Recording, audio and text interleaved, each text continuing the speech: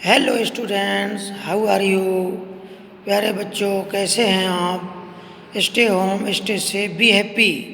घर में रहिए, सुरक्षित रहिए, प्रसन्न रहिए। Today I am going to teach you the remaining part of a visit to Cambridge, lesson 4, class 8th। बच्चों, आज मैं आपको रिमेनिंग पार्ट यानी बचा हुआ भाग ए विजिट टू कैम्ब्रिज का पढ़ाने जा रहा हूँ। सो ध्यानपूर्वक सुनिए। Every time I shifted in my chair और turn my wrist to watch the time. प्रत्येक समय फिरदौस कंगा कहते हैं कि जो मुझे 30 मिनट स्टीफन हॉकिंस से मिलने का समय मिला था, तो मैं अपनी चेयर में बैठा रहा और मैं अपनी कलाई, रिस्ट मीन्स कलाई में जो बंधी हुई घड़ी थी उसमें मैं अपना समय देख रहा था कि कहीं समय कम ना पड़ जाए, और समय का उपयोग करना चाहता था। I wanted to make every one of our 30 minutes count. मैं अपने 30 मिनट में से प्रत्येक मिनट की गिनती को ठीक प्रकार से कर रहा था, जिससे कि एक भी मिनट मेरा जाया ना हो, खराब ना हो। I felt a huge relief. मैंने बड़ा आराम किया। एंड एक्जलरेशन, और रोमांच महसूस किया। In the possibilities of my body. Possibility means संभावनाएं। मेरे शरीर की जो संभावनाएं थी, उन संभावनाओं में यानी कि मैं कुछ भी कर सकता हूँ, ऐसा महसूस करते हुए मैंने बड़ा आराम और रोमांच महसूस किया। How little it mattered then. कितना मामले वाला है। That I would never walk, कि मैं कभी चल नहीं सका, और इवन स्टैंड, और खड़ा नहीं हो सका। इसका कोई मतलब नहीं, क्योंकि मुझे उनसे मिल कर के बड़ा आराम मिला और मैंने अपने शरीर में बड़ा रिलैक्स महसूस किया कि एक व्यक्ति जो इतना अपंग है, डिसेबल्ड है, इसने इतनी बड़ी ख्याति प्राप्त की, तो मैं तो बहुत सारे काम कर लेता हूँ अपने शरीर से। तो उन्हें बहुत अच्छा लगा और उन्होंने इसको महसूस करना ही बंद कर दिया कि अगर मैं चल नहीं सका तो कोई बात नहीं, खड़ा नहीं हो सकता तो कोई बात नहीं। I told him how he had been an inspiration beyond cliche for me. Firdaus Kanga Stephen Hawkins से कहते हैं, इंस्पिरेशन मीन्स प्रेरणा, बियॉन्ड क्लिच मीन्स परेशानी में भी। फिरदौस कांगा कहते हैं कि आप मेरे लिए इतनी परेशानी में भी एक प्रेरणा का स्रोत रहे हैं।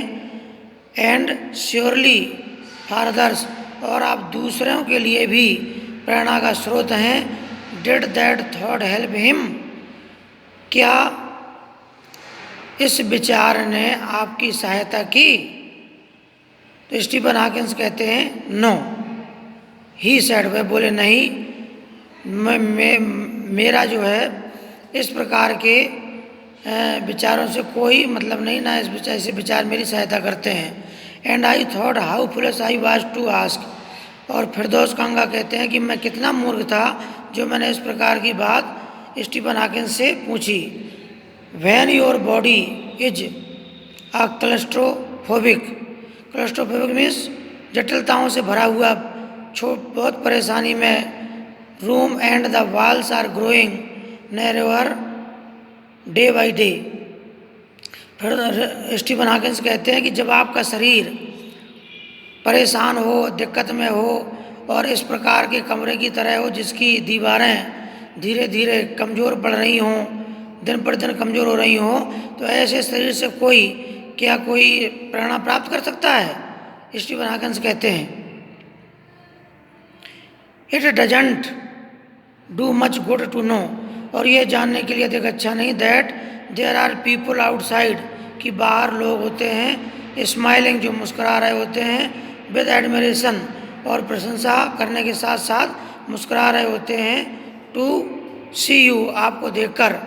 और स्टीफन हॉकिंस कहते हैं कि ये बाहर लोग हैं जो आपकी प्रशंसा करते हुए मुस्कुराते हैं, और वो सोचते हैं कि ब्रीथिंग स्टिल, आप अब भी सांस ले रहे हैं, यानी आप अब भी जिंदा हैं। तो ऐसे शरीर से कोई अगर प्रेरणा प्राप्त करे तो क्या प्राप्त कर सकता है वो, ऐसा स्टीफन हॉकिंस कहते हैं। Is there any advice you can give disabled people? तो फिरदौस कांगा स्टीफन हॉकिंस से कहते हैं, इज देयर एनी एडवाइस, क्या कोई सलाह है, यू, आपके द्वारा, कैन गिव डिसेबल्ड पीपल, क्या आप डिसेबल्ड जो अशक्त लोग हैं, जो विकलांग लोग हैं, क्या उनके लिए कोई सलाह है? Something that might help make life better, जो उनके जीवन को अधिक अच्छा करने में सहायता कर सके, क्या आप उनके लिए कोई सलाह देंगे? तो स्टीफन हॉकिंस कहते हैं, they should concentrate on what they are good at, उन डिसेबल्ड लोगों को उन सब चीज़ों पर ध्यान केंद्रित करना चाहिए जिनमें वे अच्छे हैं, ऐसा स्टीफन हॉकिंस कहते हैं। The half hour was up, आधा घंटा पूरा हो चुका था। I think I have annoyed you enough, Firdaus Kanga कहते हैं स्टीफन हॉकिंस से कि मैं सोचता हूँ मैंने आपको काफ़ी परेशान किया प्रश्न पूछकर और आपको काफ़ी तकलीफ भी दी। आई सैड, मैंने कहा, ग्रिनिंग, थैंक यू फॉर, और जोर से हंसते हुए मैं उनको धन्यवाद कहते हुए आगे बढ़ा। आई touched his shoulder and wheeled out into the summer evening, मैं उनका कंधा छूते हुए उस गर्मी की शाम को अपनी व्हील चेयर में बाहर निकल आया। This story has been taken from heaven on earth, heaven on wheels, written by Firdaus Kanga. So read this story carefully and write meanings. Thank you.